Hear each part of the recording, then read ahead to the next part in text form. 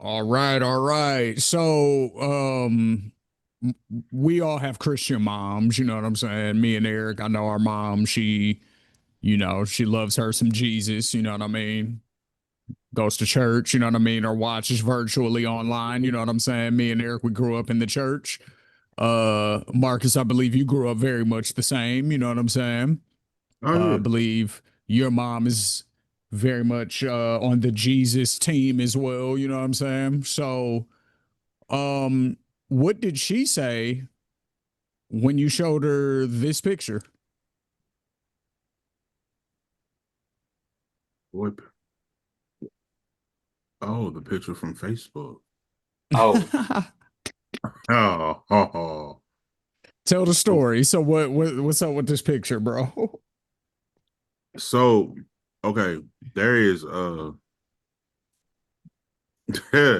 was in Washington D.C. and this is the crazy part about this whole story. Ever since I've been getting my beard cut by this one particular barber, like the way he razor cuts the beard and like makes the lines, makes the beard, beard, right? Mm-hmm. A lot of Muslim people have approached me and thought I don't want to sound disrespectful to their culture because I honestly don't know what it means, but Thought you was one of their brothers. they say, no, they'll be like, oh, are you Alikia, like a prophet? And I'm like, Okay. what? And they're like, the way your beard, Delikia. And I'm like, nah, my nigga. Like, that's really what it comes like. Like, I get it's happened more than once. It's happened free, like, more often than not, kind of thing. So we was in DC and one of them dudes approached me. He's like, oh, brother, are you a Delikia? And I'm like, nah. He's like, are you sure you are not a prophet? Are you not? I'm like, nah, man, I'm just here to DC just to see the White House just like you. And he just like he could not believe that. He was like, you have it cut so perfectly and knit. And I was like, yeah, just shout out to my barber. Like he put the juice and the berries on it. Like, I don't know what to tell you. Like he like, you got you. He's like, you, I must, and this is gonna sound crazy. It's not on no Coming to America tip, but he was like, please, can I have a picture with you? So I was like, what?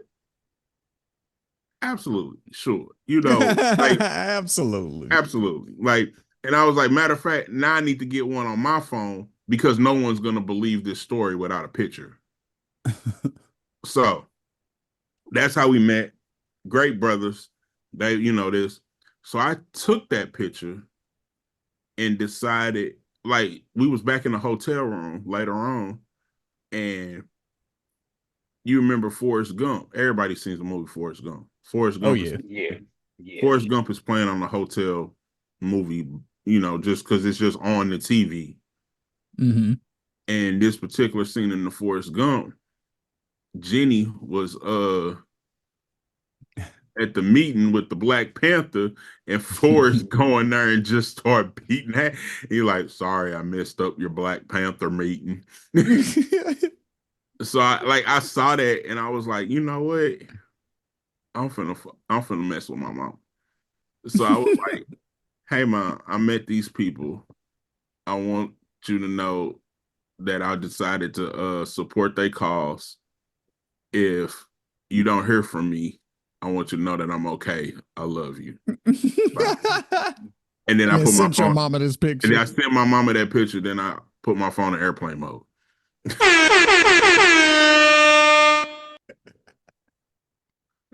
Bruh, I woke up to Bruh. like four FaceTimes, four missed calls, text messages. What's going on? Where like That's it hilarious, bro. it was it Because was what are you doing? Because what are you doing, bro? You trying to like you trying to stress her out on purpose? so and this is the crazy part about this is so my mom is not the most technology advanced person. Mm-hmm. So she didn't check her phone in real time. So she didn't get it till about 3 hours later. Okay. So she did. It's like when I saw, like, so when I sent it, she didn't instantly get it to be like, hold on, and then just hopped on the phone like 30 seconds later. She had Right. already gotten it 3 or 4 hours later. So now, if you wanted to call me, you couldn't because I told you I was gone. And you on airplane mode. Yeah, and so now it's like by the time I came back around, I was like, oh, hey, how are you? Where are you at? What is going on? And if you know anything about DC, it's a real diverse place. Like Mm-hmm. there's a lot of different cultures. Yeah. I just so happened to be walking, I think it's called, is it U Street? Is that the, I want to say, it might be, I think it's U Street. And Mm-hmm. I think that's what like the main street, like where the Howard and like where all the, it's like the entertainment street, like they main Okay. kind of, like you can walk it. Like it's a long street, but it's, down either side, but it's shops and all the rest of this. So by the time she had called me back, I had literally just got back on U Street and I just so happened to be in front of one of these shops that was playing their music in front. So now I didn't answer the phone. Hello. And you hear all of this shit in the background. You and, Sounded like Dearborn in that motherfucker. man, so she didn't know what the man. She was like, "What are you doing?" Where I was like, "Hey, I can't hardly hear you. I don't know yeah." So I Nah, that's told a her good one. I told her I converted Right. just to see, for shock value, Just to but see how just she to see. react with Oh, I knowing done that lost my Marcus was mind. gonna be Abdullah. No, she thought I was being hoodwinked. Somebody got to me. Yeah, all the early, crazy conspiracy theories of, not my baby. Got you. Got Yeah, you. yeah. Oh, Well, no, let's not start my the show. baby. Let's start the show. You know what I'm saying? Welcome to the bar exam, everybody. It's Shane G. We got Eric G. We got Mr. Marcus TV in the building. Allie will be back next week.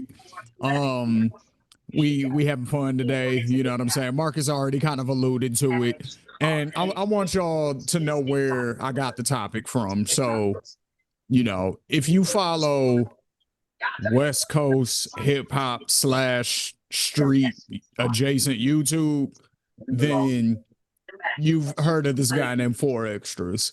So Four Extras on the 4th of July.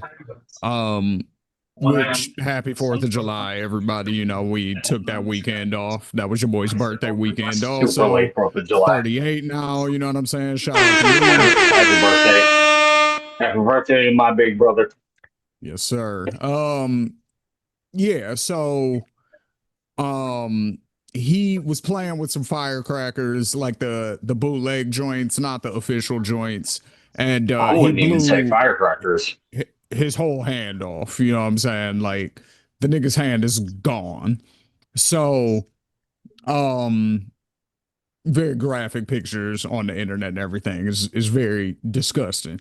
So, a lot of people have been making content about this, and the thing that sparked my attention is obviously a gentleman from your city, Marcus. His name is 607 Unk. Now, shortly You before don't claim this, that nigga, but I'm just gonna let you. Yeah. hey man, hey man, he from St. Louis, gang. He from St. Louis, gang. Backdoor City. You know what I'm saying? So, that's y'all's nigga. So No, he that's a nigga from her. he allegedly put a voodoo curse or hex or whatever the proper terminology is on Four Extra due to them getting into it on the No Jumper podcast a couple days before. You know what I'm saying? Or like a week before, or whenever it was. So people have been digging, on the internet, and they've been looking at different Instagram posts and different things that 607 Unk has been saying that possibly would have alluded to him being the one that put the curse on 4 Extra. And so, one of the things being that he had a gold skull cup wrapped in a red bandana, and that, allegedly has some sort of voodoo implications or whatever. And then the fireworks that 4 Extra was holding were red and gold. So the same colors, so everyone was like, oh shit. And then, like I said, he posted some Instagram pictures, like, focused on his hands with devil emojis and shit like that. So that's part one of the conspiracy. And then part two, now this was the one that really was like, okay, maybe this is a subject for us to talk about. The fact that they're saying that, I guess there's some sort of voodoo practice where you can like combine, like, you can bring somebody back from the dead, but they live through you, basically, rather than them just like resurrecting type shit. So the theory is that not YNW Melly, Julio Folio is living through 607 Unk. Yeah. So that's what got my brain like, you know what? Those are kind of whack, but there are some good conspiracies out there though that I'm like, all right, that one kind of holds some weight. And so some of my favorites, there's some cartoon conspiracy theories, there's some rap conspiracy theories.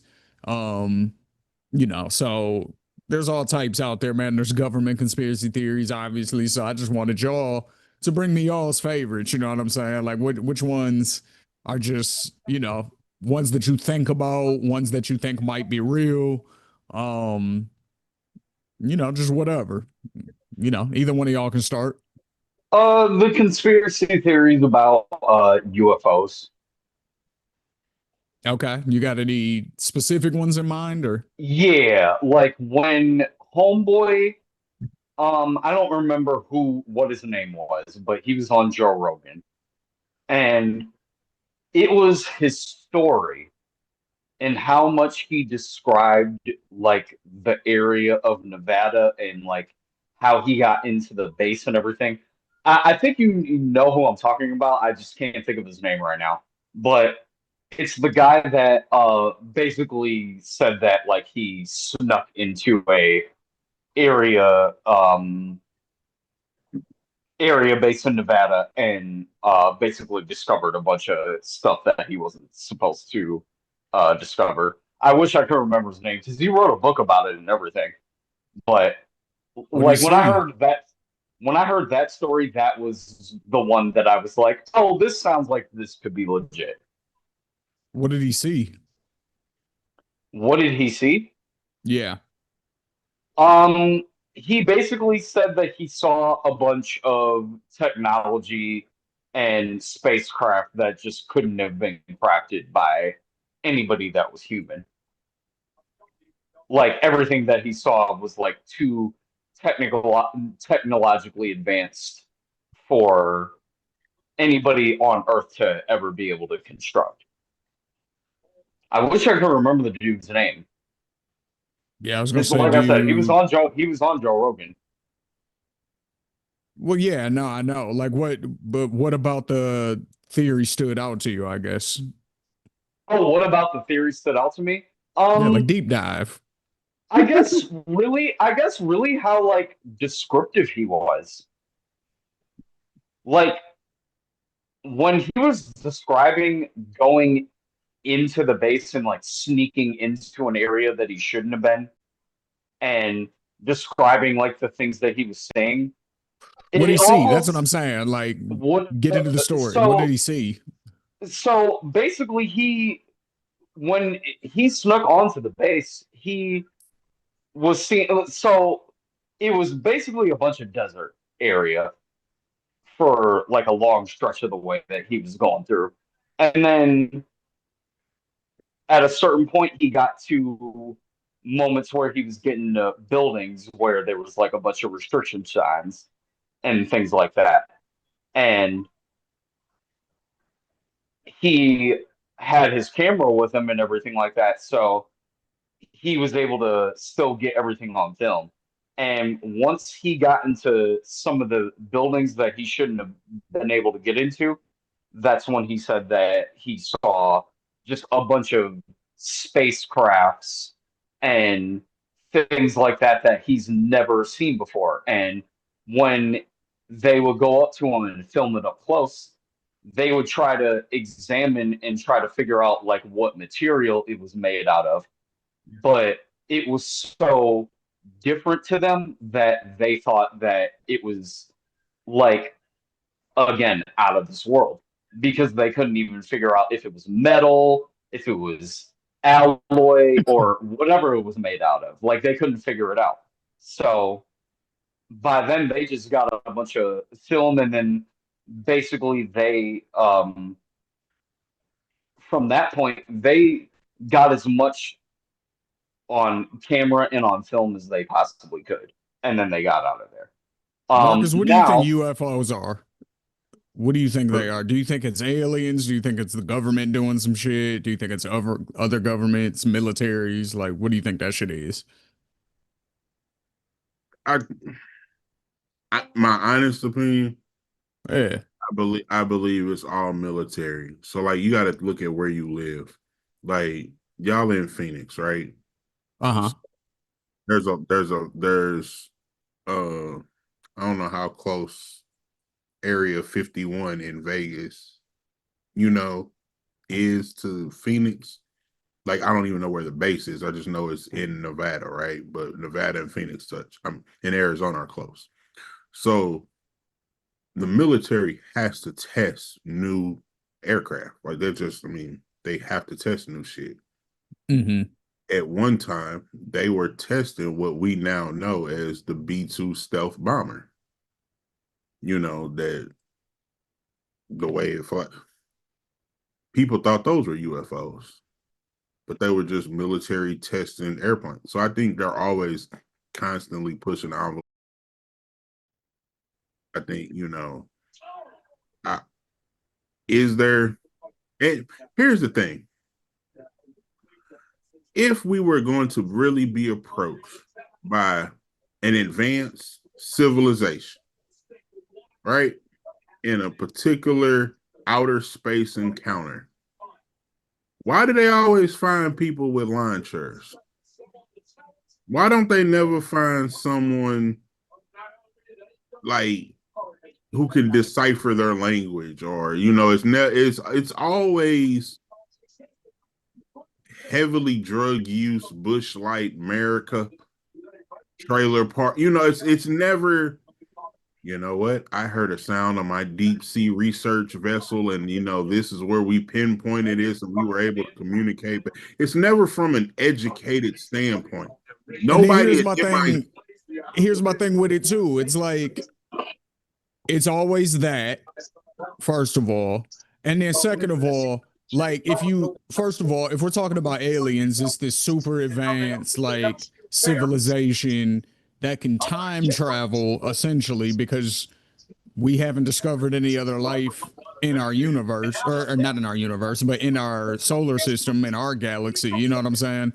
We haven't discovered any other life. So if something had the ability to have spacecraft that could travel from planet to planet, we'd be able to detect at least the energy or something. You know what I'm saying? Even if it was made out of some shit that we don't know what it is or whatever, we'd be able to detect the energy, the movement, and be like, oh, there's some shit. Like, you know what I'm saying? Like, we'd know that shit was coming before it got here. That's number one.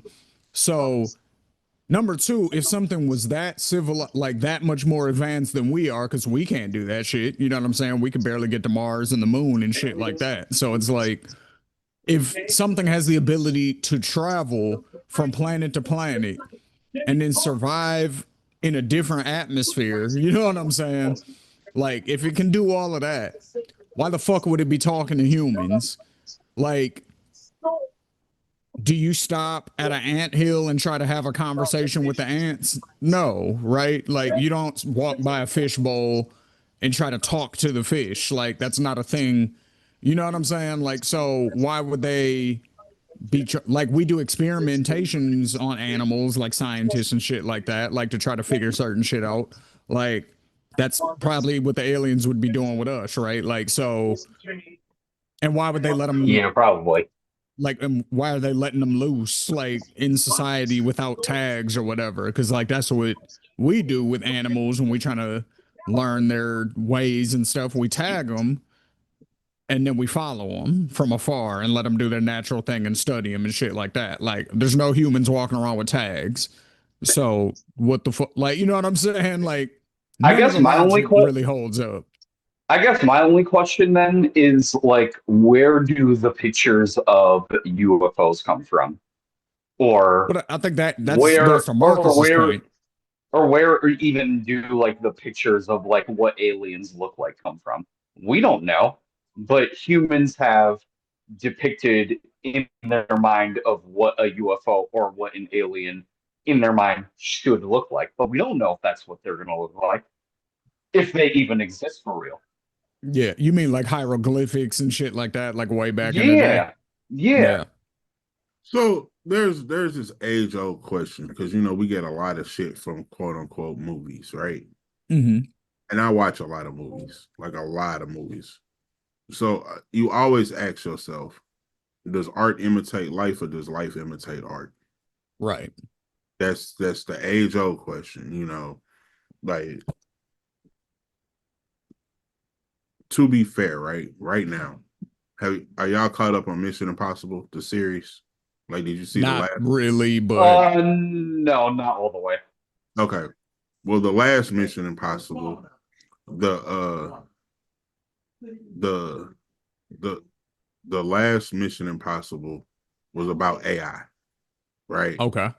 And Ethan Hunt has to essentially defeat artificial intelligence for the world, for the sake of the world, you know, Yeah. and because it's some theatricals in it, and there's what can be done, what cannot be done.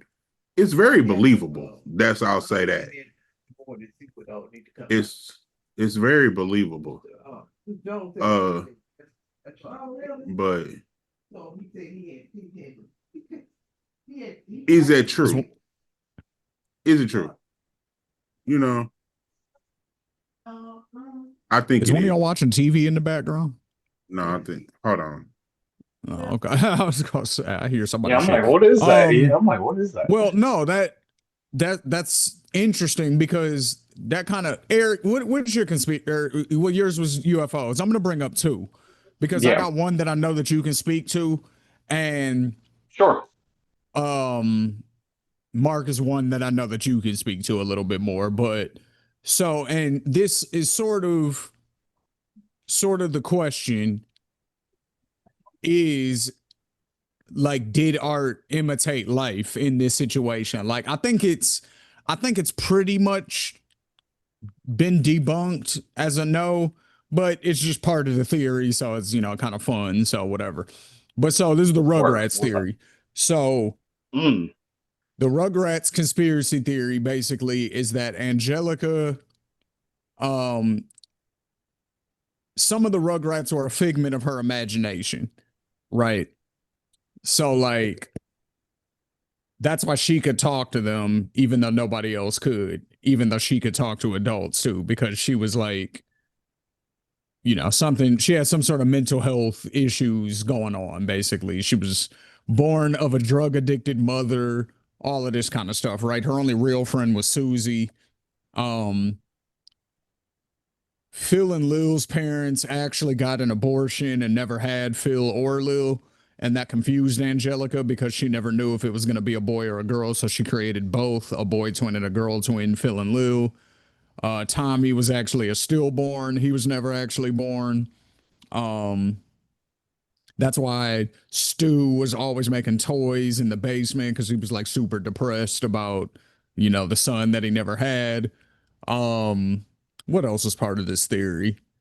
Um, Cynthia, her doll that was like all raggedy and beat up and stuff, was like a representation of what her real mom looked like. And the lady that was portrayed as her mom on the show, whose name I also think was Cynthia, believe it or not, um, was actually her stepmom. and didn't really fuck with her like that. And I think Chucky was real, but something happened with him too. I can't remember off the top of my head. But basically, allegedly, this was all based off of a real person who like was actually going through these problems. And the girl Susie grew up to become the show's creator. And Yeah, you know what I I'm don't, saying? So something crazy like that. so and here's she, the thing. This is ended up also drug addicted and was like, in the streets and all type of Yeah. wild shit. Like the real Angelica allegedly passed away a long time ago. wasn't this also in the 90s? Yeah. Yes. So how many times have we heard of things in the 90s that we grew up childhood staples that we've legit thought were one thing that were totally something else? Yep. I mean, All the yeah, time. All the time almost, right? So this is Mhm. just like the Rugrats story is not more of a conspiracy theory, but more of the norm almost. Because there have been so many times where we like, oh my God, I never knew. Like, I never knew watching Saved by the Bell, right? That when Jesse was doing pills and and all of this, that was the propaganda from the war on drugs. Like that was strategically marketed by the government to be placed into these TV shows that because everyone was watching Friday night TV. Like I never knew that it was part of this bigger campaign. It was just I yeah. was Saved by the Bell when I was a kid. And I was You just know, watching Scooby the show. Doo, speaking of that same shit, Scooby Doo, they were draft dodgers. And that totally makes sense. That's the theory with Scooby Doo is that Scooby and What do Shaggy you mean were by hippies, draft dodgers? meaning the show came out during, I want to say, the Vietnam War. So, Oh, okay. I see and a what you mean lot now. of people in America were against the war. So a lot of Right, people were trying to find ways to not join the military at the time. So that those people were called draft dodgers. You know what I'm saying? right. So Shaggy took his dog Scooby because he was a hippie and he was against the war. Velma, I guess, was a protester because she was all smart and stuff. So she was like a protester. And then Freddie and Daphne were just rich kids who didn't want to go to war. So the five of them all hooked up in Freddie's van and were driving on their way to Canada. And what we see is their adventures on the way to Canada. And, Ah, okay. but that's why if you notice, they don't really ever have a destination. They're just driving all the time. Right, You know what I'm right. saying? So that's the theory behind that show is that they're actually draft dodgers. But that makes so much sense, especially for it to come out during the Vietnam era. You know what I'm Yeah, saying? And then what Marcus is talking about with like the subliminal political themes that they put in shows. You know what I'm saying? yep. Marcus, you got any?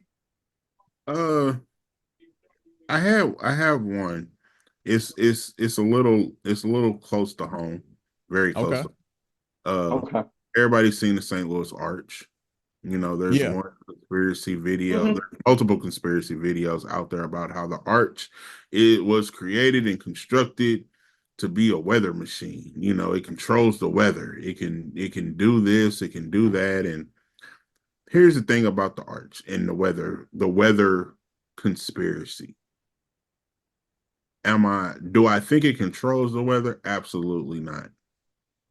Are there weather phenomenons that happen in St. Louis that I can't explain that happen nowhere else? Absolutely. Like Okay. there are things that happen in the Midwest and St. Louis, like storms literally will hit. I'm sorry, a storm will hit Kansas City, be one whole storm, come to St. Louis, break apart, and then come around and then become that same storm again. That happens nowhere else in the country. It doesn't happen any place else except St. Louis, where we can literally have all four seasons in one day. You can have So it they're can saying that the arch controls the weather. That's the theory. That's the theory. I'm smart enough to say that the arch, I believe, affects the weather. I won't say Who control. who do they think controls the arch? Oh, That's the fun part. yeah, the people, it sends waves and So it's into various, yeah, it's just various. It's depending not on who you ask, type yeah, shit. It could be the Illuminati, it could be the government, it could be the yeah, Freemasons, it could be who anybody. combination of all three. Yeah. Okay, I got you. I got you. Yeah, That's the fun part. You know what I'm saying, Eric? yeah, Like, that's yeah. who's controlling the That's why I'm shit? trying to laugh right now because I'm like, who is it? Yeah. That's hilarious. That's because they have the dramatic music. When they do these conspiracy, the drums That's what insane. makes them good. Do you know that this and this that hadn't happened in over 100 years, but in St. Louis it happened 6 times last year. So I mean, My it favorites were the Illuminati music industries. Man, I went down that rabbit hole. Yeah, you did. That shit was fun, man. There was a lot of good shit on there, bro. There You was a know what I'm minute where you saying? thought Jay-Z was really like just like at like front seat of the table of Illuminati Him, for a minute. Rihanna, all of them.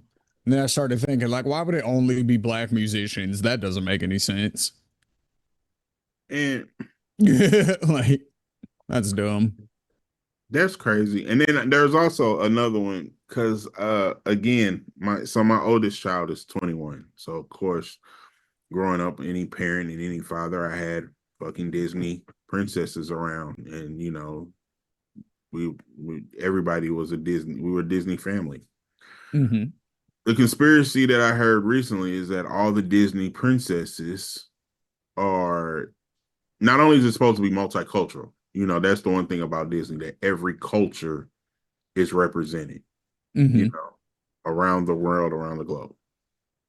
But also of recent, that all the Disney princesses have an underlying issue of mental illness. For instance, Snow White has been viewed as having dependent personality disorder. Anna from Frozen characterized as having ADHD. Snow White, because her need for order and arriving in the cottage is signs of OCD. Rapunzel, locked away for years, shows indication of PTSD. Mulan, fears and shame drive her into, it says, antiphobia, the fear of imperfection. Belle, a mix of bilomania, a form of OCD, and Stockholm syndrome. So, I mean, like, are these things kind of after the fact? I don't know, but also it's also again the '90s, where things were put in there subtly that no one knew about, and literally got that off. No one was looking the at Snow White as having OCD like that. It was on VHS. OCD, it wasn't even that type. We weren't even in that type of society. So the people who created it, did they think that, what, we can have her in the creation rooms, have this as an underline, and we can address it in a cartoon, a cartoon form? Absolutely, I believe that could happen. And We call them Easter eggs now. I was gonna say, you know what that reminds me of is the Fairly Odd Parents theory, that all of the fairies in the show actually represent different pills or different drugs. See? So, Yeah. um, Cosmo and Wanda. So, okay, here it is. The Fairly Godparents pill theory is a popular fan theory about the animated series The Fairly Odd Parents. It proposes that Cosmo and Wanda, Timmy Turner's fairy godparents, are not actually magical beings, but rather metaphors for antidepressants. The theory suggests that Timmy, as a 10-year-old, is struggling with depression and anxiety, and his fairy godparents represent the medication that he takes to cope. Cosmo is Zoloft. Cosmo's giddiness and excitement are likened to the effects of Zoloft, an antidepressant known for its potential to cause hyperactivity and impulsivity in some users. And Wanda is Prozac. Wanda's more grounded and analytical nature is compared to Prozac, an antidepressant that can help with focus and emotional stability. Some fans extend the theory to other characters, suggesting that Jorgen von Strangle might represent steroids and Wanda's ex-boyfriend might be Viagra. Yeah, that makes a lot of sense. Because when you go back and look at a lot of those characters, like you can see like those character traits in just how you describe them. Like Jorgen von Strangle, he is clearly the muscle, big, jocular guy in the show. So he would be the one that would lean towards the steroid usage. Yeah. And then you can point to the who did you say the other figure was that was going after Wanda all the time? It just said her ex-boyfriend. I'm not sure Oh what yeah, his yeah, yeah. name I is, don't but remember. I don't remember what his name was, but but I even remember in the show he was always horny, always. Like he was just on 10 all the time. Oh yeah, that makes a whole lot of sense. yeah. So Oh, go I ahead. got one. How much time we got left? Shit, we got let me see. We got another 10 minutes or so. I'm gonna get into this Clipse album a little bit. I want Eric to tell us Okay. about that, but Okay. We I gonna got finish. one more theory too. Yeah, this is because this is. I know this theory you're gonna go in on.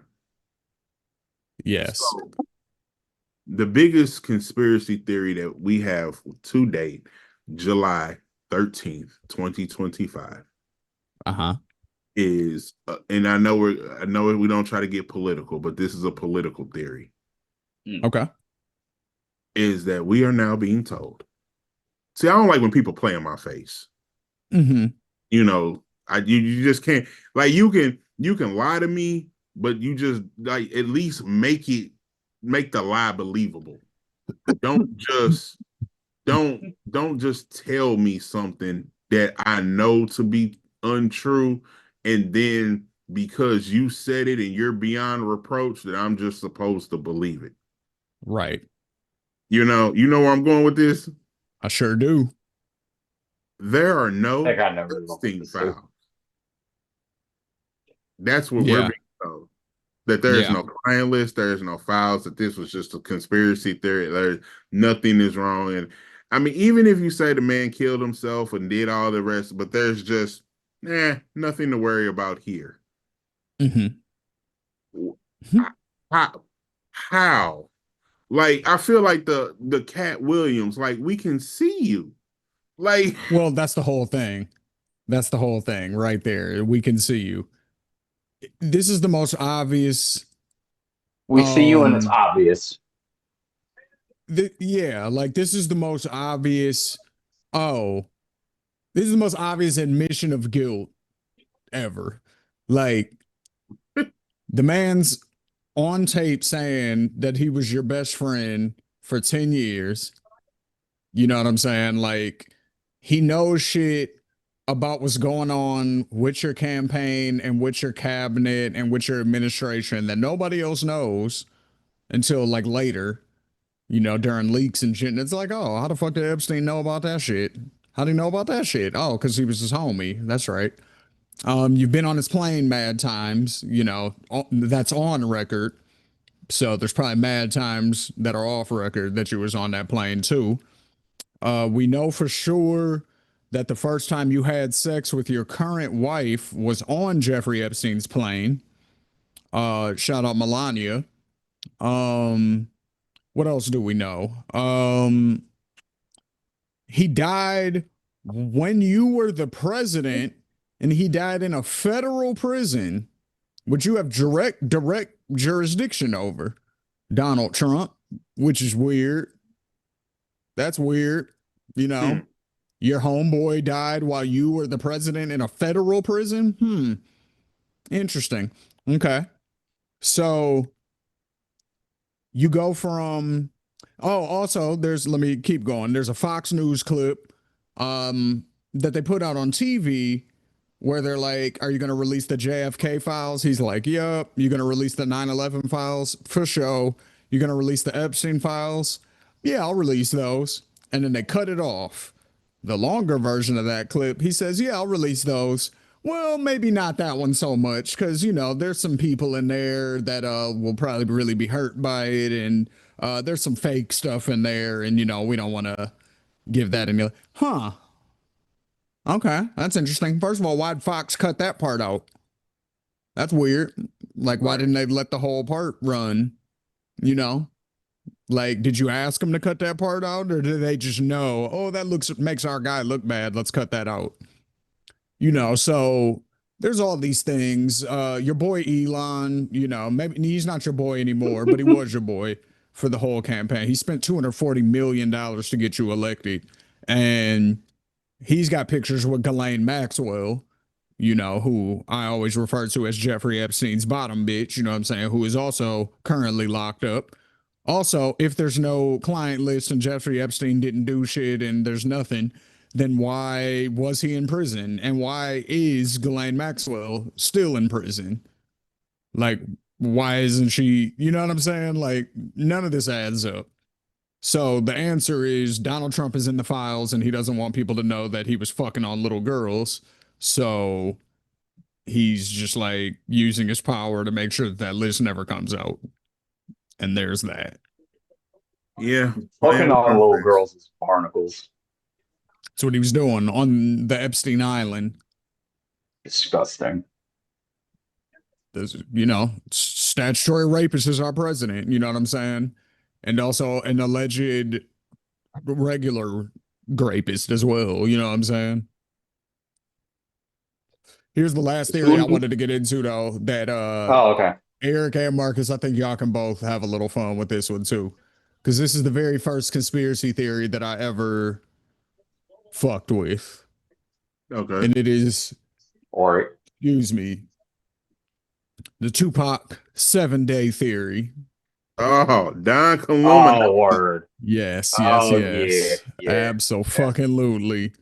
It is the Tupac 7-day theory, which is a widely discussed conspiracy theory that suggests the number 7 plays a significant role in his life, death, and potential faked death, which is obviously the most conspiracy part of it. So here's how the number 7 connects with the conspiracy theory. Obviously, his last album that he made when he was alive was called The Don Illuminati, The 7-Day Theory. The title of Tupac's 5th album, release it's posthumously in 1996. The album itself was reportedly completed in just 7 days. The death and resurrection theory. The theory suggests that Tupac faked his death and would return after 7 years. That part obviously didn't happen. But the death and resurrection part still plays a role. So the number 7 keeps appearing because he died at the age of 25. 2 plus 5 is 7. He was shot on September 7th, so that was his first day in the hospital, and he survived for 7 days because he died on September the 13th. So the 7th, 8th, 9th, 10th, 11th, 12th, 13th. His official time of death was 4:03 p.m., which was 4 plus 3 plus 0 is 7. Also, his last album came out, again, the 7-Day Theory. He comes out under the name Machiavelli. Machiavelli was an author, and he used to purport a strategy in his writings of faking your death to evade your enemies. And on the album title, or on the album artwork on the Machiavelli album, it says "Exit Tupac, Enter Machiavelli."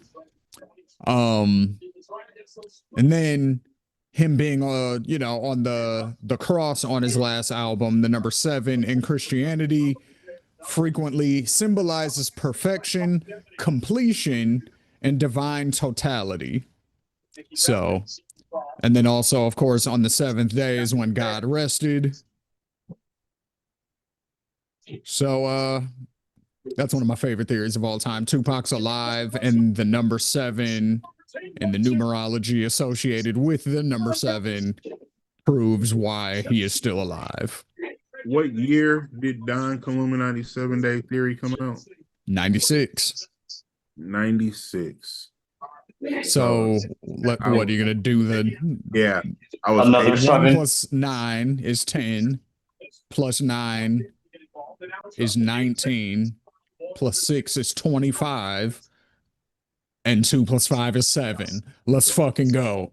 Let's fucking go. I wasn't even gonna go that far. I was gonna say 90. You said 97 minus 84. I was gonna see how old I was when it came out because I remember as a child. I was a child, and when I tell you I did not believe in the Santa Claus, I did not believe in the Easter Bunny. Niggas believe Tupac was coming back though. I believed that the Don Illuminati 7 day theory was true. Tupac was coming back. Like if there was Nigga. Kool-Aid to be drunk, drinking it, I would have been on however mountaintop, whatever I could do to show my support and to show that I was a true believer at that age in that time frame, I would have done. Nigga, I was in middle school trying to convince my friends, like, nah, don't even trip. This nigga coming back, fam. Like, I got the math, man. Like, nigga, look at the Bro. clock. Look at the clock, nigga, in the back of the video. You see them ones? Nigga, them ain't ones. Them is upside down sevens, nigga. Look at that shit. yeah. That was 7th grade Shane right here. There was a minute during the mid 2000s where everybody was just believing in everything conspiracy related. Yeah. I didn't believe in Y2K, but I definitely believed that Tupac was coming back. Nigga. Pac was coming back Pac was 100%. like, No, but here's the other one. Here's the other one too. Niggas really thought that Jay-Z was like real Illuminati like overlord. They definitely did think that. They thought that. They thought him, Kanye, Beyonce, Rihanna. Yep. And then they were breaking down all the song lyrics. mm-hmm. Like talking about like, oh, this is actually a reference to the Illuminati and blah blah blah and all of it. Like there are YouTube videos with millions of views, like that really deep dive on that shit. Facts. Like my highest viewed video on YouTube ever. Like anybody who's following this, see if you can find it. I probably recorded this shit in like 2013, 2014, some shit like that. It was back when on YouTube you could do response videos directly replying to videos. You know what I'm saying? And so the more people watch that video, your shit would just pop up like linked to theirs. You know what I'm saying? And it was like, this is a response to this video. You know what I'm saying? So like everybody who watched their video will watch yours. So this video had like 500,000 views, and it was like a voiceless channel basically the way we think of it now, but like it just wasn't really called that at the time, or not a voiceless channel, a faceless channel, I'm sorry. Yeah. It just wasn't really referred to that at the time, but that's what it was though. And he was talking about how Eminem is a clone and how the real Eminem actually passed away when he had that overdose back after the Encore album or whatever it was. And then when he came back with relapse and recovery and all of that shit, this is a new person that's actually a clone of the original Eminem. And that's why he raps totally different and, you know, he looks different and all that stuff. You know, not the fact that he's damn near, if not 50, you know what I'm saying? I think he is in his 50s, actually. The nigga's a grandpa now. You know what I'm saying? Like, it ain't that it's been 20 years since the nigga dropped and 25 years since he debuted and shit. And that he's an old man now and that he lost a bunch of weight and that he doesn't do drugs and that he did drugs for a long time and that'll change the way you look. It ain't none of that. He's a clone and the real Eminem's dead. So I did a response video to that, and that shit got like 15,000 views last time I saw it. So anybody who's watching this, if you can find that video, I would love to know if it's still on YouTube. That'd be pretty cool to see how many views it has. I'll link it in on our page somewhere. I'll throw it on a playlist. You know what I'm saying? But yeah, man, like those type of theories are always fun, bro. Hell yeah. It's been Anyway, conspiracy. This whole conspiracy theory is so wild only because some of these that I just really believe that were so fucking true. Like you couldn't like me being disappointed as a child that Tupac didn't come back. I was Like waiting. was 2003, I was like, all right, nigga. like that was the first time in my life that standing on business was a All person right, nigga. like that that you stood on business and was willing to die on that hill. I really There's was. Yeah, like yeah, facts. I was literally willing to die on that, and then you like, ah, hold on, what? And then like it's crazy because I'm a real, like I said, I'm a big movie fan. So like when The Matrix came out, and in the whole trilogy series of The Matrix, what it was of life and the controls and the machines and everything what The Matrix was. I realized that I said I'm so woke now that I want to go back to sleep. Like I don't want to I'm able to see all of these things now that I never saw It before. And then, makes you feel crazy, yeah, is what it does. Because when other people don't see it and you try to get them to see it, and then they're like, nah, nigga, you tripping. It's like, all right, like, just to bring it back to politics for a second, because this is how I feel about politics all the time. I always feel like everybody else is like 6 years behind where I'm at. And I'm always like, nigga, like, I tried to, like, with all of this shit going He on do right be now, feeling like, like that. Yeah, he do. everybody is saying shit now that I have been saying since 2016. You know what I'm saying? Like they're saying shit about how certain Democrats is soft and we can't support these niggas and we need real fighters in there, and they're voting for people who are like flat out socialists and shit like that, and they're like, yeah, fuck it, like you'll fight for us, like if and they're they've not been scared of soft. that no more, like that's where we're at now, like you know what I'm saying. And I've been there since 2016, and a few people who are like-minded, have been there for a long ass time. And it's like, I'm happy to see the rest of the country catch up, but for the last 9 years, I've also felt like a crazy person trying to get you niggas to understand this is where we need to be at. This is, for one, this is gonna work. Like, it'll actually work. You know what I'm saying? Like, it's not, oh, we have to build up a whole bunch of shit and try to hope for. No, like, this should have worked. AOC proved it. She ain't gone nowhere ever since she's been in office, and she's, pretty aligned with the way I think. Um, the new mayor of New York, you know what I'm saying, with all the noise he's been making, you know what I mean? So it's like the proof is in the pudding because people like the policies. Like even when you wrote out Trump and Kamala's policies on paper and didn't attach a name to them, like Mhm. 80% of the country picked Kamala's policies. But once you Right. attach the names to it, that's when everything got fucked up. So it lets you know that, you know what I'm saying, there was some bullshit at play also. And another conspiracy theory for y'all niggas, you know what I'm saying? Elon might have rigged the election, bro. You know what I'm saying? You I mean, know, I wouldn't be surprised if just based off of how much damage he did when he first got when Trump got reelected. Like he did Yeah. so much damage So it's like if he to was able to the do all that, economy and like what just was he everything able to else. do So yeah, beforehand? You know what I'm saying? yeah, so okay, doesn't surprise me at all. let's go back to Elon. Did he rig the election? You're meaning as a whole, right? I mean, did he have the ability based on the technology that he has to go in that bitch and literally rig it, as in change votes or delete votes or So anything to that ability? I believe that that is very possible. so I'm gonna go to what I told you before. Does art imitate life or life imitate art? Uh There huh. everyone knows the show Scandal, right? Yep. The what we found out and later in the seasons is that they didn't rig the election, but one of the swing states that had, a deciding factor of one way or the other, they did rig.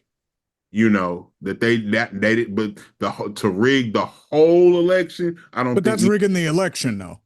Oh, because of the okay. way the electoral college is set up, it's like a puzzle. That's why if you notice, like every time there's campaigns for president, they only campaign in certain states. They never go to all 50 states.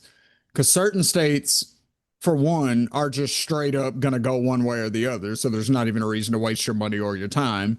But two, like it's really a puzzle. You have to win certain states in order to win the whole thing. So if like it's one of those important swing states that like if the Democrats win it, then they're probably going to win the election, or if the Republicans get it, they're probably Yeah. going to. And you rig that. That is rigging the election. You know what I'm Okay. saying? Well, when you say it like that, yes, I believe that's possible and more than likely happen. Can they prove it? Probably not. But I do I think think they can. I I think think it it'll I just think be it's hard to I because think it's Elon very will be possible. able to cover his tracks. You know what I'm saying? Yeah. Because even though he's not in the government no more, it's still all his people working Doge. So they can cover their tracks if they need to and be like, shit, and ain't no evidence for it. You know what I'm saying? But then it's like, all right, well, how'd that shit happen? Like, y'all niggas was in charge in this state, this state, and this state. We was using y'all software. And 100,000 It, votes just disappeared. That's weird. Like, you know what I'm saying? like this is gonna sound so crazy, and I don't want to scare people. I really don't. Like that's not like my Scare these niggas. like They need nah niggas need to be scared. Fuck that. Shit is because wild out here. it's wild, but and I like this is one of those things you hope you're wrong. We have had like in the election cycle, we've had two assassination attempts. This crazy Allegedly. allegedly, these Because I think that's a conspiracy also, but go ahead. crazy rhetoric, crazy trade policies, crazy laws being overturned, and the exclusion of all of these people and all. Like, I we went even if it was only for what 4 hours, we went to war, type shit. Like the only thing left on the fucking bingo card is a terrorist attack. I mean, Like, we're and I don't want asking for that to be one. true. You know what I'm saying? We're, Like, I'm not wishing but that. we should prepare for it because we're literally asking for it with our actions, with all the trade shit. And it's not going to be a terrorist attack. I don't even want that to be the rhetoric. It's going to be an attack. You know what I'm saying? Hmm. I don't So because you don't think like another terrorism 9/11? it might be, but it depends on what you consider terrorism, right? So like is Something Hamas. catastrophic that's never been seen before. I'm not talking about like a when I say terrorist attack, I'm thinking of Oklahoma City, 9/11, If any you mean an type of attack on civilians, then probably yeah. yeah, any type of uh let me be clear, any type of mass shooting orchestrated by a team, not a lone wolf. Yeah. Like there was 7 people who walked into X, Y, and Z, or more. Okay. You know what I'm You mean saying? Because I feel domestic like terrorism because then? one person can be off the cuckoo and go do whatever. We had 2 politicians literally they get assassinated in Michigan. Mm-hmm. So like what do we? So you're talking about domestic terrorism. In that Yeah. case, I totally agree with you. Well, Okay. yeah, Yeah, yeah, yeah. domestic or from outside. I mean, it could be. I don't. See, that's what I'm saying. Like, if it's from outside, then I think it's debatable or not whether it's terrorism. It could be very justified. You know what I'm Oh, saying? you said okay. Like for example, if Donald Trump said that he wanted to declare the Mexican cartels as terrorists because they're bringing in fentanyl to the United States, right? Right. That's his reasoning. So, what is our way historically since 2001 of dealing with terrorists? We invade their country and take them out, right? So the Right. implication there is that we're going to invade Mexico and go to war with the cartel. Do you think Mexico is going to be cool with that? Do you think Mexican Americans will be cool with that at large? Do you think Hispanic Americans at large, maybe outside of Cubans and Dominicans, do you think anybody else in the Hispanic community is going to be cool with that? I don't think so. You know what I'm saying? I think that Right. causes a lot of issues here. So let's say some 18th Street members out of California or some Brown Pride members out of Phoenix on some gangbang shit attack a government building or some shit. You know what I'm saying? Because now, is that terrorism? Like on the news, they're gonna say yeah, but I don't know. In my mind, I don't know. You just Mm. invaded their country. You know what I'm saying? Like Right. we know how we handle terrorists. We don't ever just kill the terrorists. If we invade Mexico, we're just gonna be killing Mexicans and some cartel niggas, but we're gonna just be killing people, and we'll Okay, say they're so terrorists. So Yeah. nah, I know you want to get into the clip, so I'm gonna ask this last question, then I'm gonna be done with yeah. it. Do you think we are in this? Let me phrase. Does Trump survive the entire presidency? And when I say survive, I don't mean physically. I'm talking about like do you think he get impeached? He's going to go too far. It's going to be a scandal. It's going to be some way that he's not in office all 4 years, or do you think that he rides this shit out? Honestly, at this point, I think he's going to ride it out. And the reason I say that is because he's already done so many things in this first 6 months, almost 7 months, that are impeachment worthy. Like he's broken the law multiple times. You know what I'm saying? Like the whole Doge thing, like everything they did was illegal. You know what I'm saying? Like literally, it was all illegal. Like so much of the budget slashing that they did is stuff that's supposed to go through Congress, and um, like there was just mad shit that they did that I can't even remember off the Right, top right, of my right, right. head right now. That was all illegal. So if they wanted to properly hold him accountable, they could impeach him for a lot of that shit. Bombing Iran, totally unconstitutional, totally impeachment worthy. You know what I'm saying? Congress is supposed to approve war. Um, all the bombings and all the places we've been attacking, we've been riding off of the Iraq war declaration saying that we're attacking terrorism, but Iran had literally nothing to do with anything terrorist related that had anything to do with that act. So even by that stretch definition, it was still illegal. So there's mad shit that they can impeach him for and that they should impeach him for. And like I mean, the tragedy in Texas, all the weather shit that's gone wrong. That's because of all the people that they fired, they being Trump and Elon and Doge. So it's like, you know what I'm saying? Like, all the shit they're doing in Palestine, all the money we're giving Israel, like there's mad shit that they could impeach him for that they haven't. So that tells me I don't think there's anything that he can do that they would impeach him for. So since that's the case, I think he's riding out the four. Yeah. Unfortunately, I think you're right about that. Doesn't seem like there's any strong enough resistance to turn down anything that he's doing, even Yeah. at this point.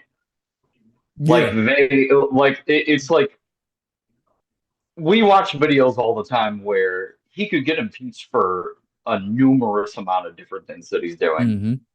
but it's one of those things that when we say they, this is when we mean by these higher people or higher people that have like control of things. Like they will not ever let that happen.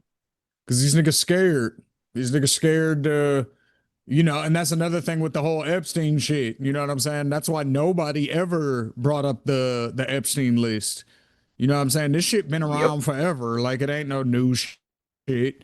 The reason why they didn't bring that shit up is because a lot of motherfuckers in the government are compromised. And it ain't just Trump. You know what I'm saying? And nobody wants all that dirt out. Like this nigga was probably Israeli CIA.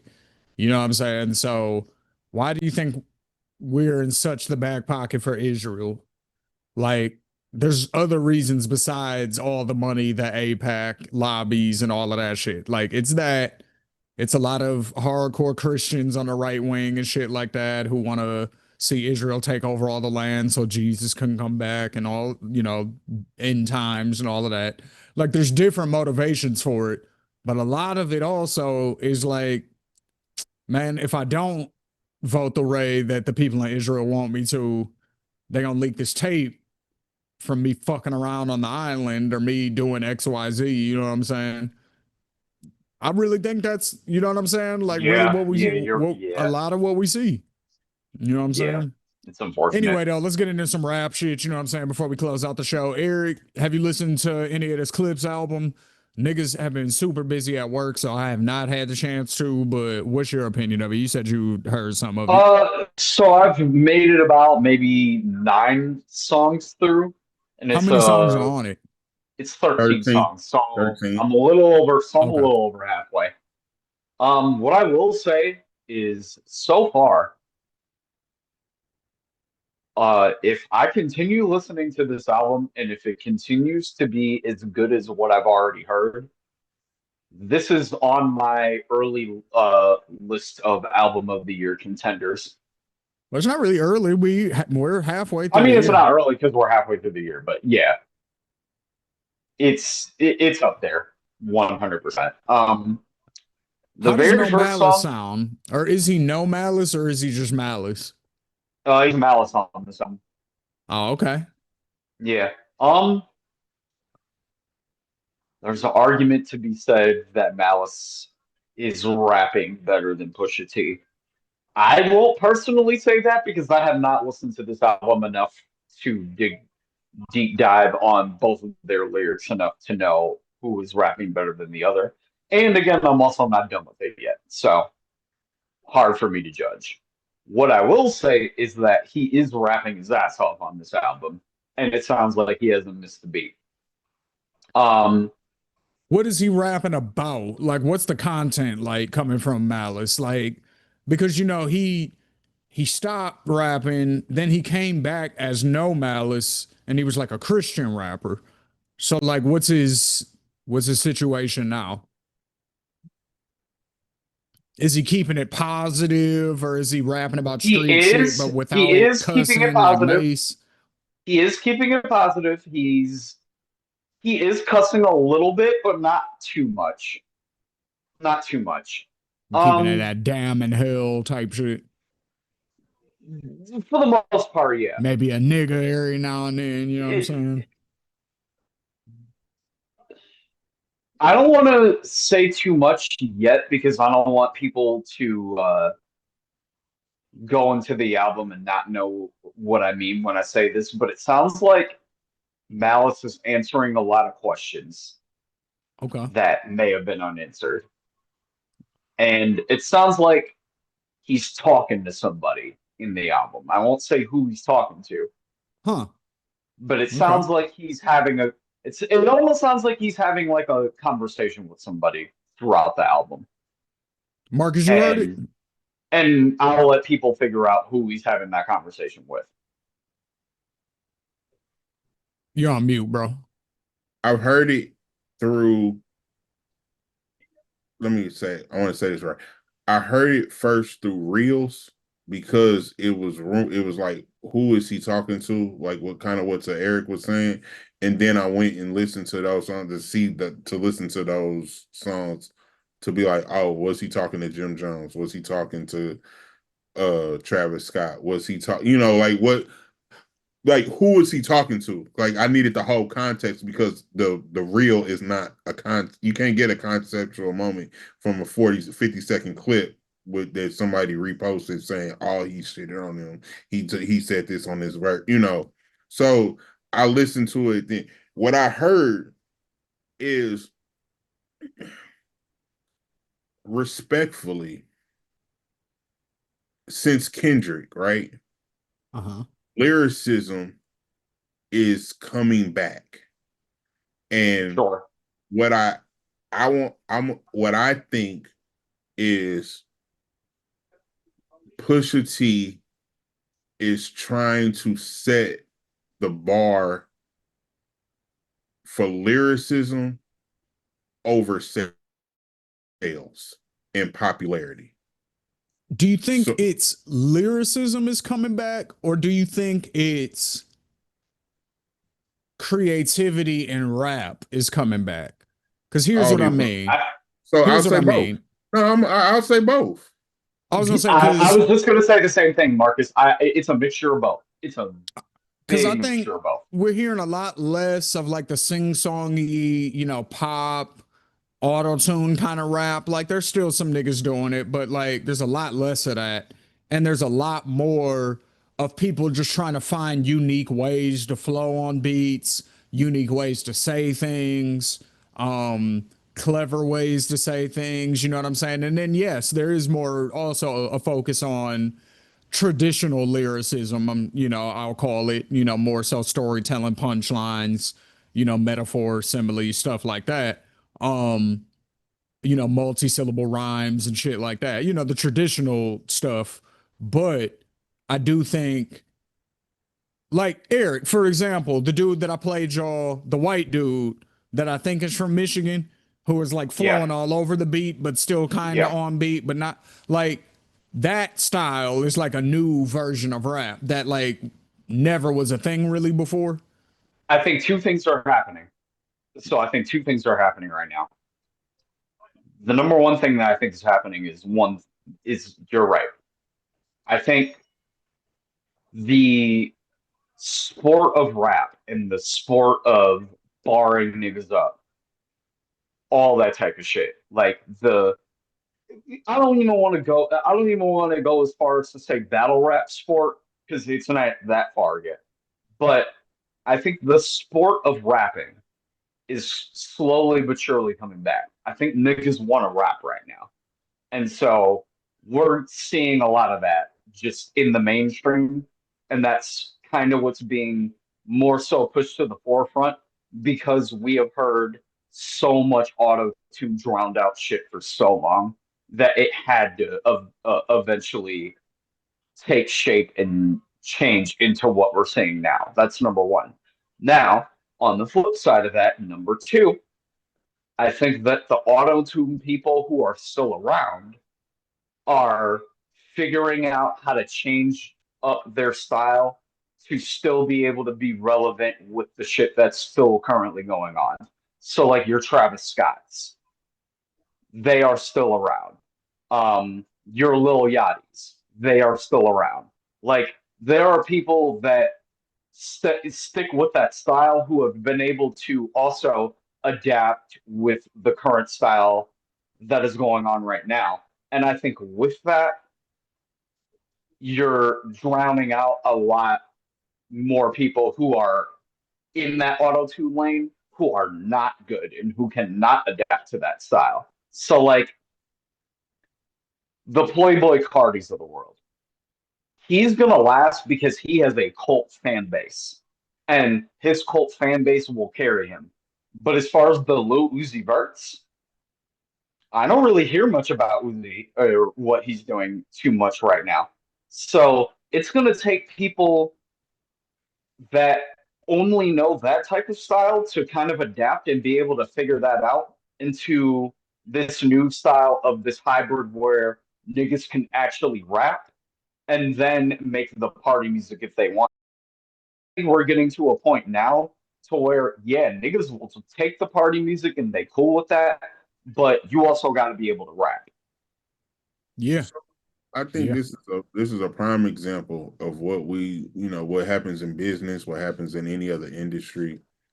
This is the market correcting itself. You know, uh, we we went through the phase of kind of everything. You know, and what we've also found out too is that the music from 2010 to current, the last 15 years, is not as timeless as the music the previous 15 years. So Except for the people who kind who of do more traditional lyricism. correct. So Yep. we've seen the one hit wonders, we've seen the fads, we've seen the cute girl who can't rap but looks cute, the Ice Spices. We've seen every kind of variation of gimmick, you Mhm. But know. then in between that, there's been a couple of things that I don't know what the saying is, but it's like it shines bright it shines bright like a diamond, as Rihanna Yeah, would say, I like I guess mean, you want to say. Like it shines like albums um like Drake's Nothing Was the Same that came out in 2013. Or like albums like Kanye's My Beautiful Dark Twisted Fantasy 2010.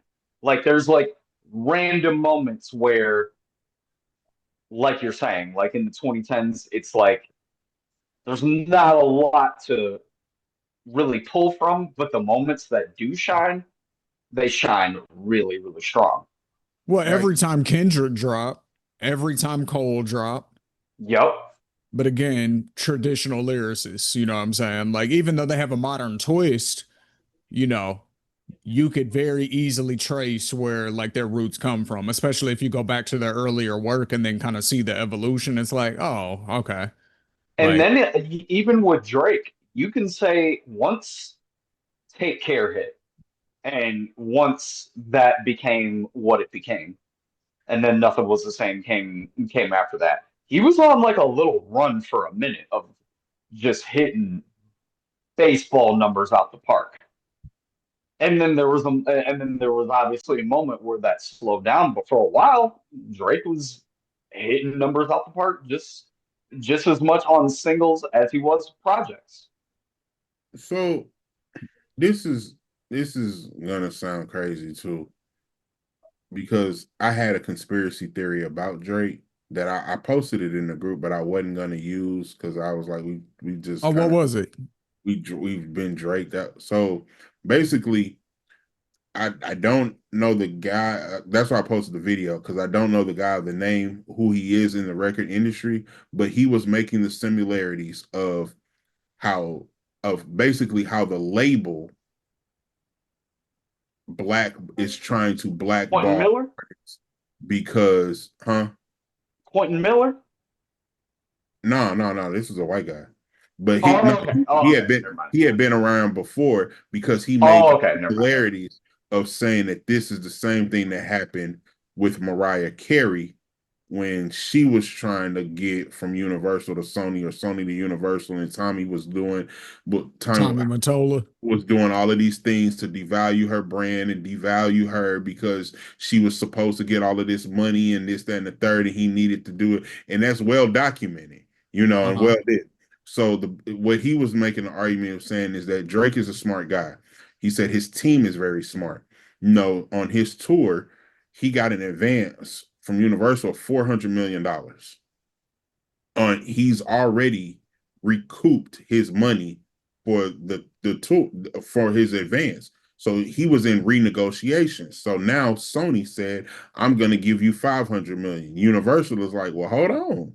Well, what you doing?" And then that's where the whole, now take that over here. Now the whole Kendrick beef and all of this is out, because, well, Drake, you're not even as hot as you thought you were. Kendrick is really this, and Kendrick is really, so that was like the conspiracy. I was like, oh my God, I never even thought of it from a business angle, that he was trying to be devalued because he was, quote unquote, the golden child. Then when I found out about he had his deal with this shipping company. This shipping company, like for his tour, said, "Oh, we'll give you the plane." No, I'm sorry, we have a plane. It's our shipping company plane. All you have to do is say that you use our plane, and you just pay for your gas, and it's your plane. We'll outfit it the way you want to. We'll do whatever you want to, move however you want to. We're a shipping company. Just say that our advertisement is that Drake uses our product, and you pay for your own gas. If that's not so now I can move all of my tour stuff. I can fly from city to city and do all of it. So when he was able to make these type of deals and do, now it kind of makes sense as to why Kendrick was allowed to go so far as he did, or if Kendrick was being pushed more in the whole world. Like it makes sense to see that he was devalued, because devalued and not liked is two different things. Is Like Drake the is Drake the black kid who's not black enough because he's Jewish and not Jewish enough because he's black to truly be accepted by either side? And here's why I say that, right? Because everybody knows the other, theory that's out there is, that Jewish people run the entertainment industry, right? So, do we think that the Jewish community allows Kendrick Lamar, Mr. Pro Black Kendrick, and that those two communities have historically, sort of had issues, not necessarily that Kendrick is Muslim, but black Muslims are often aligned with very pro black people. You know what I'm saying? So, and black Muslims and pro black people often have things to say about Jewish people. You know what I'm saying? Drake is very well known to be a famous Jewish person.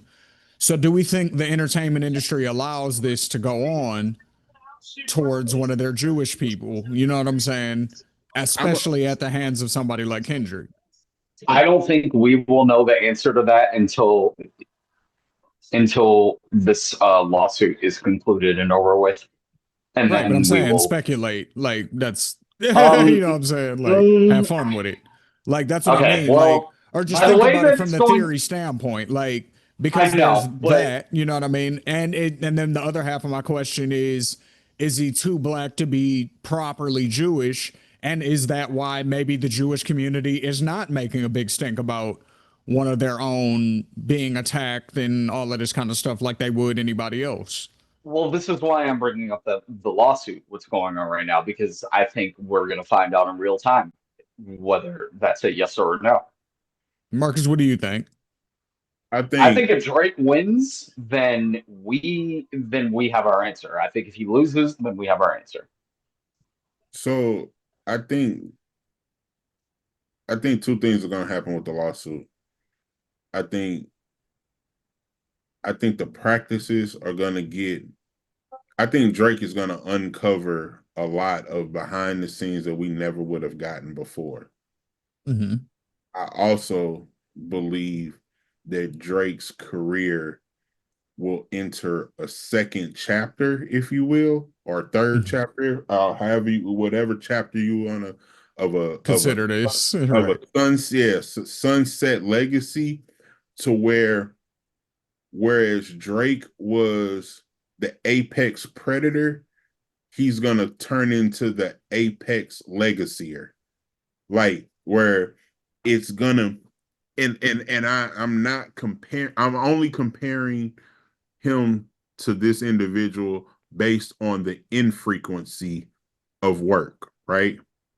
He's going to turn into a Dr. Dre ish type of person where the anticipation and him being very selective and making sure something is perfect, like a Beyonce rollout, if you will, you know, whereas he won't be as public as much, but I still believe he will be very much working, if that makes sense.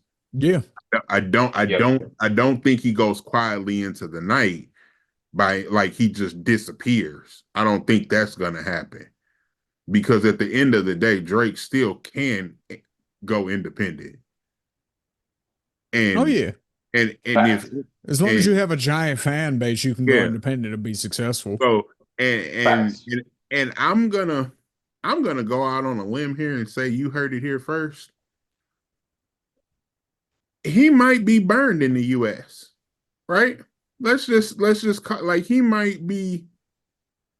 Well, you know, But overseas, he might be burned in the U.S., but overseas, and particularly in London. And if you saw what he did at the yeah, recent show, saying that London can out rap the America, and then And he fucks with a lot of those rappers over there too. Like he yeah, be he doing that does. UK So he drill should say shit. that. if he Yep. could, let's just say he could do what Kendrick called him out of colonizing Atlanta, Go right? colonize London one Go time. colonize Go ahead and colonize London. London real quick. And if he colonizes London and the whole London scene, and I'm just gonna sprinkle some of that Japan over there too, with the Japan hip, occasionally and do that. Mm-hmm. He never has to come back and tour. He never has to do anything in the NBA, never has to do anything in America, never has to have a never doesn't have to come back over here. He can go to Canada, UK, overseas for the duration of life. And now the Drake feature and you, oh man, I got Drake on the track. Oh shit, you got who? For real? Right. You know, versus I got Drake. Nigga, everybody got Drake. So I mean, he's not. I definitely don't believe he's gonna go quietly into the night, but I do believe he's set up in a way to talk. He can be the Drake. He can be he can be the Kendrick version of Kendrick. I mean, Drake can be the Kendrick version in London. He could be who's gonna Yeah. who because there's no one. Especially if he keeps fucking with their artists like that. Like the reason that Skepta is even as big as he is because of Drake. And if And you there's a few other people over there that and are I on think that same level.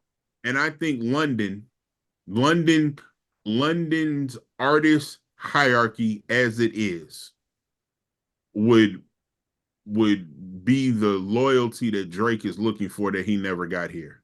They would more than welcome that. More than welcome. Because not only does it put them on the map, it would solidify them. So Exactly. it's not only just about being put on the map. Now, well, damn, Drake did who? It's a London producer I need to get. Who is this? The Drake effect is real. There are two artists. I mean, there are clearly more artists, but Beyonce, Even that like London production, like even like the yeah, style and how they do it, like it's like yeah, a totally different bot than over here. But it's like even like certain songs that like even like the New York style and how they like adopted a certain style.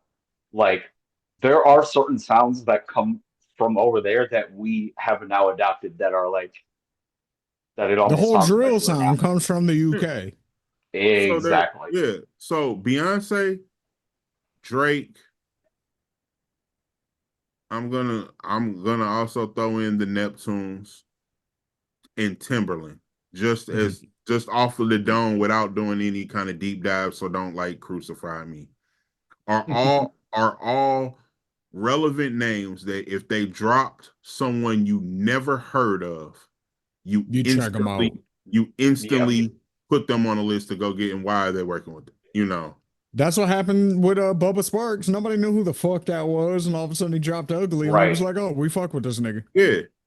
Right. And And then he dropped Miss New Booty, and we was like, "We still fuck with you, big No, dog. me, you, yeah. you, you here already. You here?" You know what I'm saying? I mean, and like, I mean, we can go back to the White Rapper show. Like, there was a time in a brief moment of time where Little White was being classified above Eminem. All right, we're Now not that's rehashing that, shit, bro. We're not. You know what I'm I'm saying? We're just not saying, rehashing. but We're I'm not just doing it. saying Like, that happened. It happened. all Whether right, you man. agree with it or not, you can't you can't Listen, you can't conspiracy fuck, theory and say it didn't happen. fuck all that. There is a song where there are three legendary verses on where the white rapper is debated as one of the better verses, and you don't really know because it depends on how you feel that day. Still tipping. You like Mike Jones's verse more? You like Slim Thug's verse more? Or you Or like Paul Paul Wall's Walls. verse more? No, I think Mike Jones had the verse best or the Um, best The verse. best verse? Paul Pretty. Wall's on It tipping, was the most Blue Brain memorable on one. gripping. Yeah, it no, was. Yeah, it was. no, Paul Paul Wall. Wall's verse was dumb hard on that song, though. So this is actually crazy because that's literally that it turned into an anthem to where you one of my favorite rap songs of all time. Yeah. all the verses get played, you know, and Yes. and I Yeah. say that because if you as a DJ, if you play the Mike Jones verse and you don't play Some Thugs of Paul Wall, the crowd gonna look at you like, yo, what you doing? You Right. know, that's what like I know DJs like to call that's a bathroom break song. Cause you Cause can yeah, go, you just put it on and then you you can put go it to the on, you can go bathroom. do something real quick because Yeah. you know that whole song is gonna hit and it's gonna play. Mercy is like that too. Yep. Yeah. Yeah. That's You know another what I'm one. saying? So like if you put both of those together now 5 minute, now you got an 8 minute break, you know, where every verse is gonna be like, okay. So yeah, I can It's so funny that we get into bars right now at the end of the show, but I'll just close out on this note why I love that song so much. I love that song so much because Slim Thug does not have the best verse on that song to me, but his description of everything he's doing makes it a great verse. Mike Jones, his verse, you could debate whether or not his verse is the best one on that song, but to me, his verse is so great because of his call and action sequence on that song. Like he like started to perfect it on that record, and that's why I love his verse so much.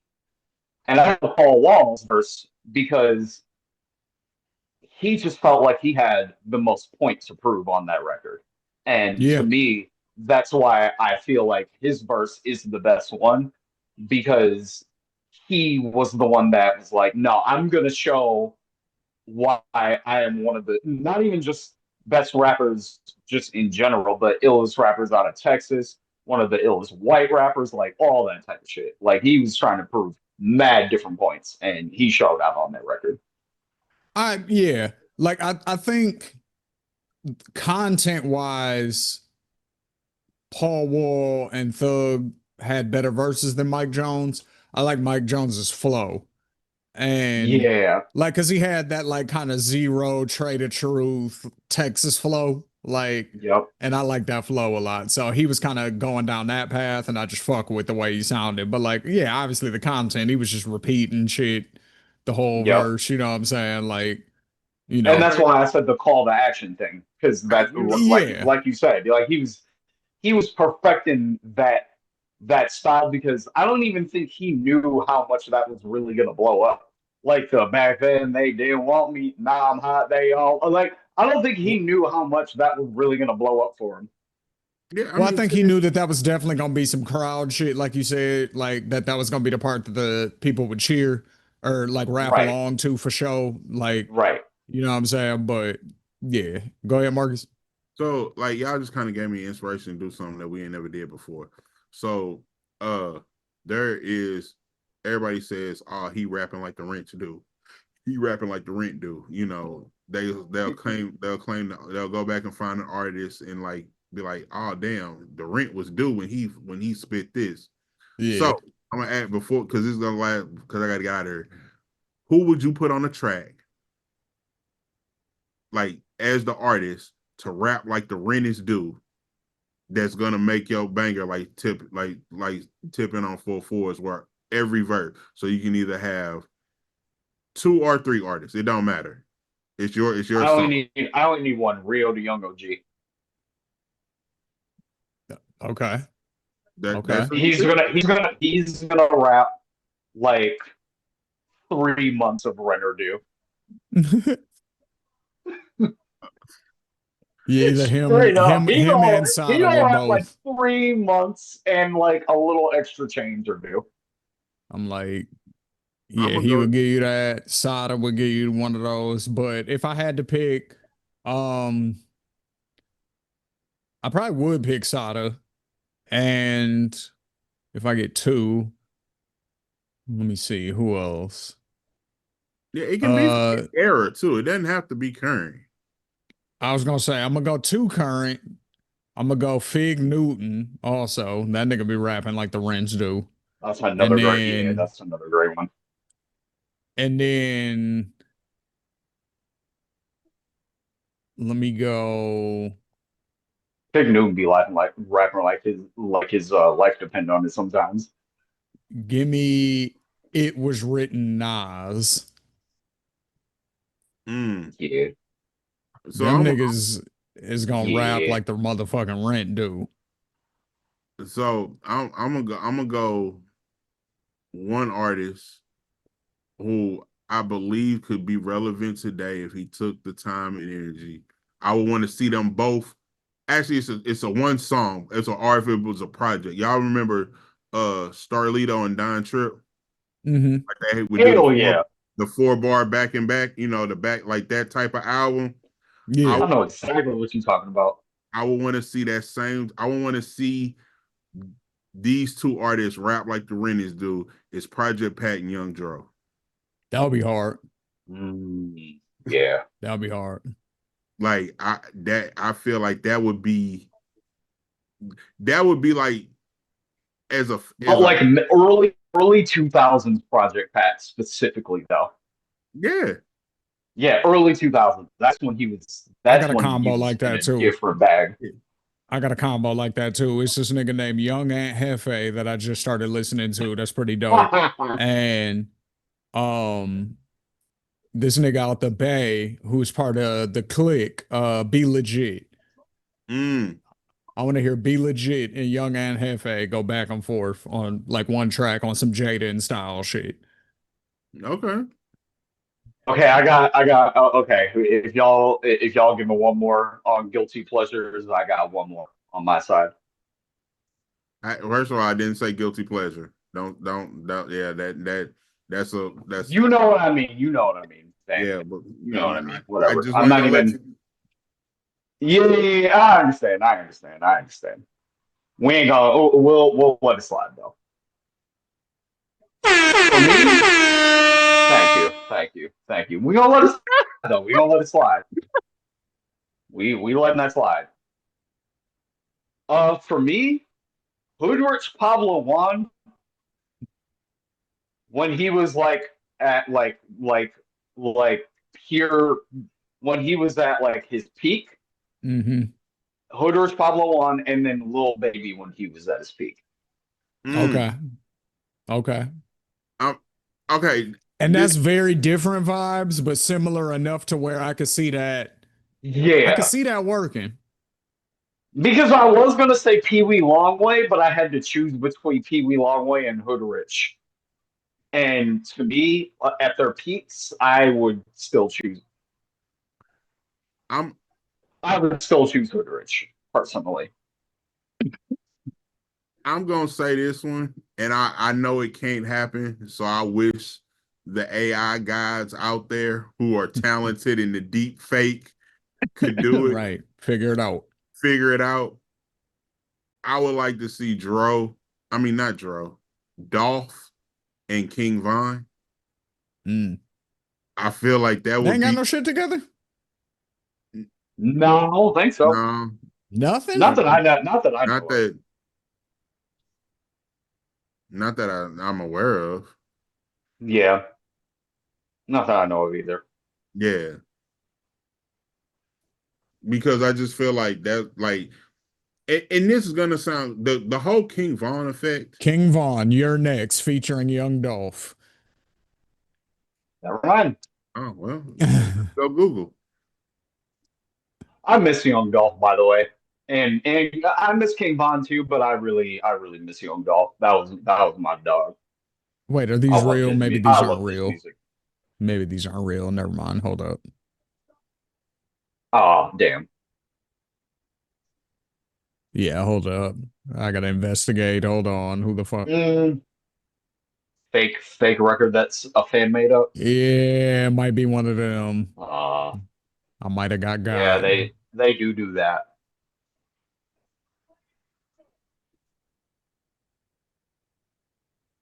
Shane, Yeah. are you still watching the show?